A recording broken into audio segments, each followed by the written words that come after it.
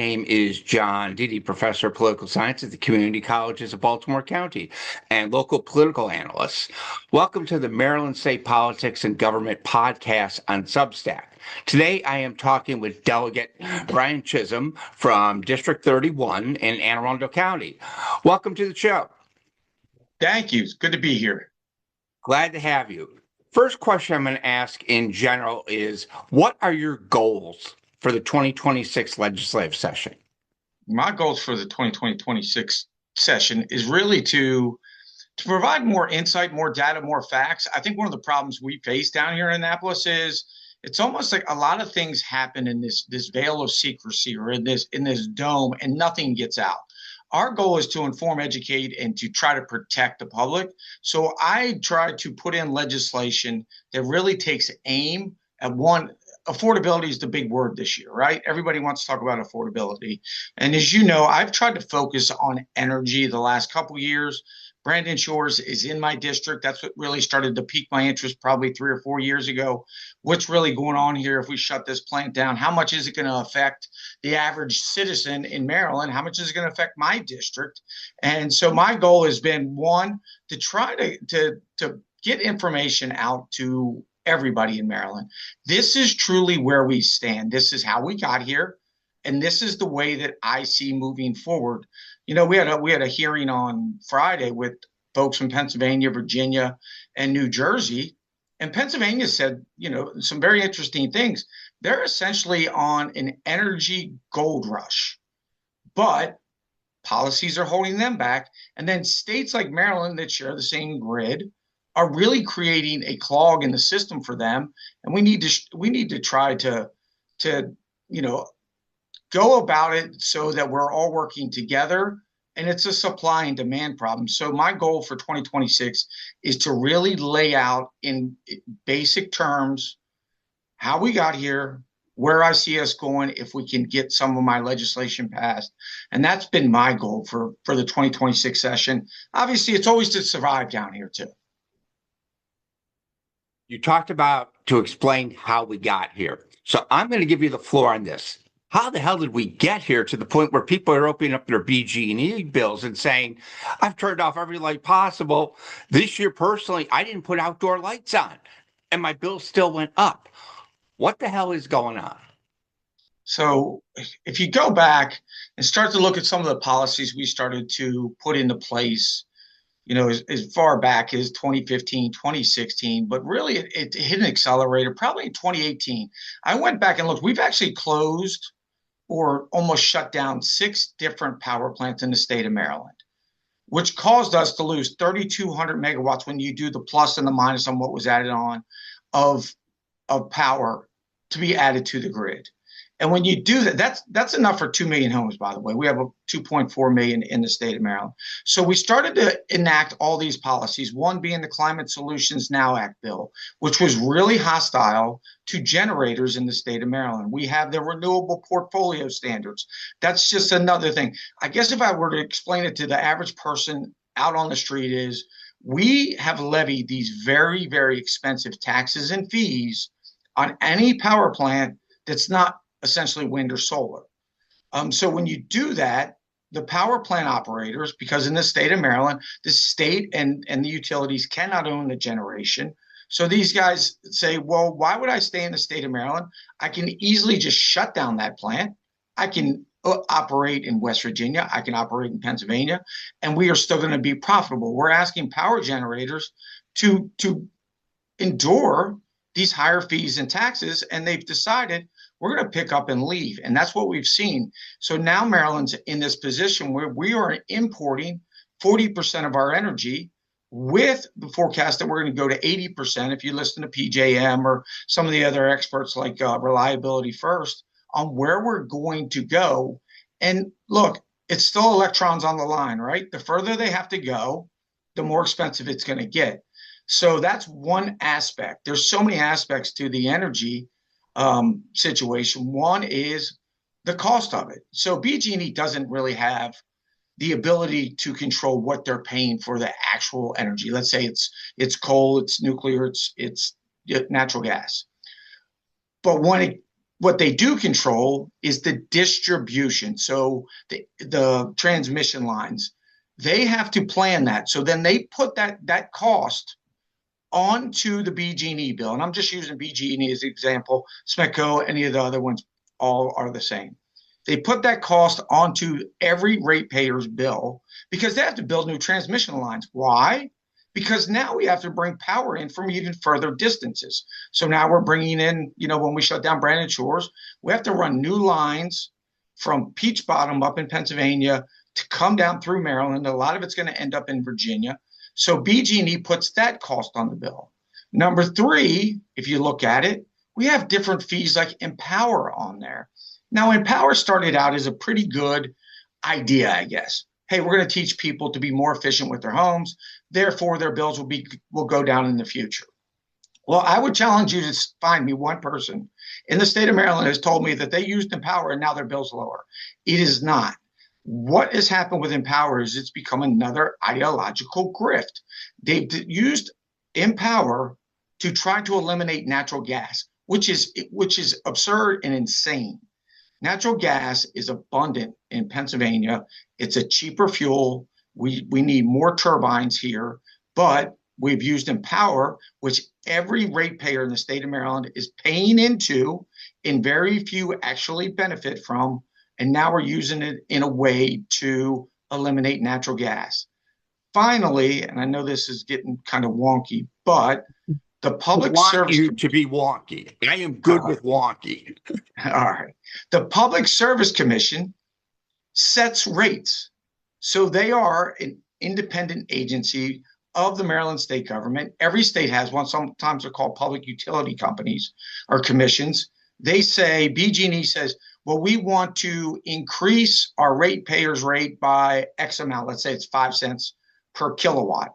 The PSC has the ability to say yes or no based on the information that BG&E or any other utility is giving them. So what happened recently was BG&E and some of the others went to the Public Service Commission and said, we need to increase rates because we got to increase transmission lines. We don't have enough supply. Demand is going through the roof. So we have to plan accordingly, and we need everybody's rates to go up a little bit. And that's what you just saw. So in January, this rate increase hit on everybody's bill. So in your example, you said you really haven't increased your actual usage, but what you're getting charged for that same amount of usage is going to be more because they increased the rates that you're paying per kilowatt. And that's all done through the Public Service Commission. And the Public Service Commission, the chairman he resigned. I think the governor forced him out because the governor is feeling so much heat over this issue. And in my opinion, we got here because of some of the bad policies that I mentioned earlier, and because we have no leadership on where we're actually going to go. Look, I hear this, all the above. Well, that's fine. But the truth of the matter is wind does not work without the subsidies. Look at Germany. Look at some of the European countries that wanted to go all wind. It's been a disaster. And solar is the same thing. We don't have a single law in the state of Maryland that says you can't put solar panels on your roof. If solar was the answer, then why isn't it on every single roof in the state of Maryland and everybody could get off the grid? Matter of fact, I encourage people, please get solar. I'm not going to pay for it, but please pay for it on your own. Go get solar and come off the grid because you're helping everybody else. But that hasn't happened because solar is not the answer because it's an intermittent power source, meaning when it's not sunny, it doesn't work. And I know we're talking about battery storage, but there's a lot of things when it comes to batteries that we have to take into account. One, the rare earth minerals. We get them from a lot of different places. A lot of those places are not good. The Congo, there's child labor down there. You have to dig out the lithium. We're still using diesel trucks. So the bottom line is they like to throw around this term fossil fuel, but it's the only reliable energy we have right now.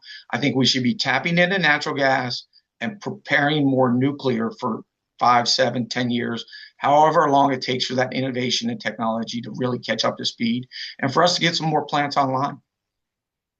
Thing I want you to do just a little bit to help me along, everyone else along. You use the expression PJM. Could you kind of take about less than a minute to kind of explain what that is? Because I've Googled, read it, understand it a little bit, but a little bit more help would help me and probably people listening. So out throughout the United States, everybody runs under a grid operator. So PJM is our grid operator. PJM's job, the best way for me to explain PJM is in charge of 13 different states: Maryland, Virginia, Pennsylvania, the whole mid-Atlantic area, all the way out to Ohio in some parts. Their job is to ensure reliability.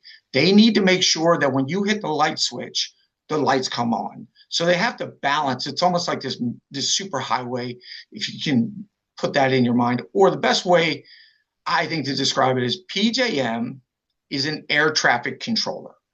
They are making sure that the air is safe, and where the planes are flying, there's actually a lane. And when, we're not going to have too many people in one place, or whatever the case may be. They are not in charge of the airplane. They are not in charge of the airport. So a lot of times I'll hear people say, well, it's PJM's fault. It's not PJM's fault. It's like blaming the air traffic controller because your Southwest ticket is too expensive. It's not the way it works. So they have a very important but complex job of making sure the whole grid is operating in a very balanced way. So there is such things as having too much energy going to one area, and they have to do they have to balance it out. Sometimes you'll see it with transmission lines. If you ever see the big loop, that means there was too much power that went in there at one point. So their job's important. They don't set the rates. They don't work on profit. Their job is simply to make sure the 13 straight states are working in a very balanced way so that we get power when we turn the lights on. Thanks, I appreciate that. Another question I want to ask is, from my understanding and enough research on what you have said, basically a lot of these rate increases that have been approved are designed to basically say, here's some money, BG&E, to help you with your infrastructure, get things taken care of. It sounds like we're kind of paying for them to do the work, give them the money first, and then they do the work on the back end. Shouldn't it kind of be the reverse, where basically you do the job and then you get the check? Yeah. And look, I'm not saying the BG&E is the boogeyman and they're all at fault for this, but they are in this luxury position where they guarantee themselves a margin of profit. And that profit is set when they go to the PSC. Look, we need this money. We need the ratepayers to pay us. And right, they get the money in. Sometimes I think they have to put some money out first. But you're right. They're guaranteed that profit. So it's not like a free market is running. So now BG&E gets that profit of, hey, we need to build this whole new infrastructure. And I don't think anybody's questioning. We probably need some grid structure upgrades. We need some better enhanced lines. That's all fine. But, it's you and I that are paying for that based on what they're forecasting. There's something else that happened that I think is important for people to know, because it's a question I get constantly. I probably get more emails about this than anything else. Yes, BG&E is your utility operator in this area. SMETCO, other places. What happened 2 years ago is we passed a bill called SB1, which we were told was going to eliminate the bad actors. Because in the state of Maryland, we are what's called I like to call us a competitive state, which means you and I can choose who delivers our retail energy to us. BG&E would still be sending the bill, but I could say, hey, I want to go to Constellation's one of them. I want Constellation to actually deliver my fuel or my energy to me. And I can go to Constellation and guarantee these rates you and I were just talking about. They would say, we will put you in a 2-year contract and guarantee you this rate. This way you don't have to worry about it jumping up whenever, PSC says it's okay. Well, what happened was, and I argued this on the floor, so you're going to create a monopoly by doing this. They said, no, we're only getting rid of the bad actors. We had 298 different companies operating in the state of Maryland, 300,000 or maybe it might have been 500,000. Maryland residents chose a retail energy supplier of their choice and got into contracts. Once we passed that bill, within 12 months, all 298 companies were gone. So no longer do you have that choice. You were forced to pay whatever rate BG&E is telling you have to pay. And once again, that's just bad policy. I don't know why they thought that was a good idea, but it was a horrible policy, and it's caused a lot of problems for ratepayers in the state of Maryland. I do have a bill in to repeal that this year, and I do know of some Democrats, which gives me hope that they want to repeal it as well because it has not worked out the way they thought. Yeah, the letter. Well, no, that's going to be the key. You can have the great ideas, but you got to have some Democrats aboard on this thing. The one thing I want to add, as far as a question related to this, let's say that the governor comes to you and says, "Brian, I need help with this. Give me a couple ideas." And I guarantee whatever these ideas are, they're going through and they're going to pass the General Assembly. I'm going to get 100% behind them. What would you suggest? I would suggest that we do away with the idea of the Climate Solutions Now Act bill. I think that bill was so comprehensive, and it's got, not just is it destroying ratepayers with skyrocketing energy bills, but it's hurting commercial businesses. They've got the business portfolio, the building portfolio standards, which most business owners or building owners in the state of Maryland are saying, we're never going to be able to afford this. Our energy costs are going to go through the roof. You want us to retrofit all these things. So to get rid of the Climate Solutions Now Act bill, one, two, we need to get out of the Regional Greenhouse Gas Initiative. It is a completely voluntary program that has now become another expense or another tax on ratepayers' bills. So we do that, we get rid of SB1. Those are the three things I think start to drive down prices, because hopefully it incentivizes more of our generators to stay open, to open back up here and provide more supply. We need more supply here in the state of Maryland. That's the bottom line. It's, the demand, I'm sorry, when I hear people say we need to work on demand, demand's not going down. It's just not. It's like trying to say we're going to solve world hunger by handing out smaller forks. It's just not possible. Last question I'll ask is this. I can remember a time when people said, don't even think about doing nuclear power. And now people are really moving that way. Over the last 20 years, you've seen it more globally. In the United States, you've seen a little bit more of a push. The problem I see with nuclear power isn't the bugaboo of it right now, it's cost.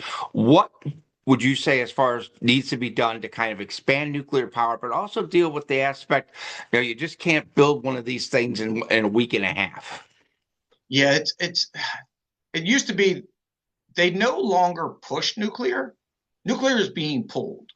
And what I mean by that is everybody's kind of like, hey, this is, if you want to call it clean energy, it is a clean energy, right? So everybody wants it, but there's a lot of different aspects to it. It's the fuel part of it, which there's a company in Montgomery County, X Energy. They're doing some really cool stuff with the fusion part of it. But you're right, it's very expensive. And I'm always hesitant to believe the state of Maryland is going to change their ways with our permitting and our siting. So if you're going to build another nuclear plant in the state of Maryland, you're talking about billions of dollars, not millions.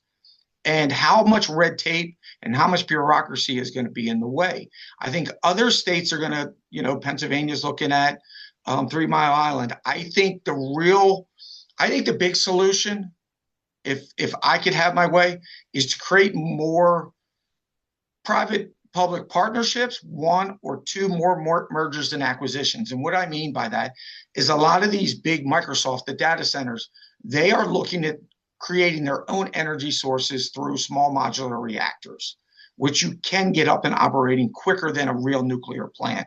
A traditional nuclear plant, you're right, it's probably going to take a decade.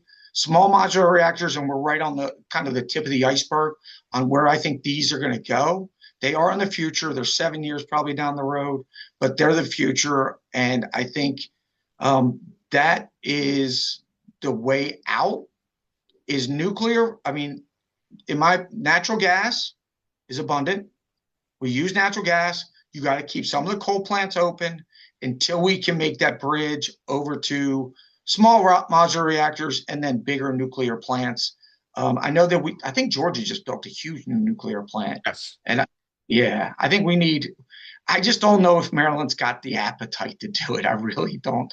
I think that you're going to need somebody that is bold enough and has the courage to say, I know that when I'm going to get pushback from the likes of the Sierra Club and some of these other special interest groups that hate anything but wind and solar, but you got to have the courage to do it. And, I don't know if that's in the future here in the state of Maryland for a while. Thank you again for your time. The last thing, I'll go back on one little thing. Is there anything I have forgotten or anything you would like to add to any of the things we've discussed? No, I think we covered it all. We touched all bases. I'm sure something will hit me later because once again, it is supply and demand, but it is a complex system and it's tough to grasp it all. But I think we covered it all. Okay, fantastic. Thanks again and good luck this session. Thank you. I appreciate it.